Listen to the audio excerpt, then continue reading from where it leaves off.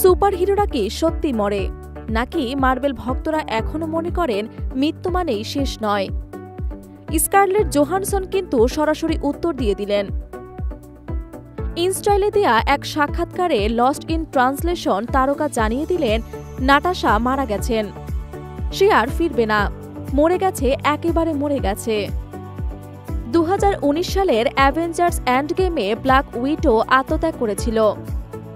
থেনোসকে পরাস্ত করতে infinity stone পাওয়ার জন্য নিজেকে বিসর্জন দিয়েছিল এই সুপার অ্যাসাসিন। তারপর থেকে ভক্তদের মধ্যে একটাই প্রশ্ন, নাটাশা কি ফিরবে?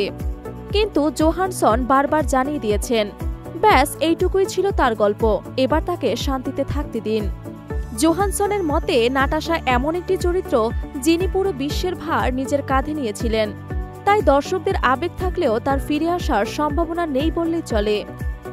তিনি বললেন, লোকজন কিছুতে বিশ্বাস করতে চায় না, ভাবে ও ফিরে আসবে, কিন্তু ও নিজেকে ত্যাগ করেছিল গোটা বিশ্বের জন্য, সেটাই তার গল্পের শেষ।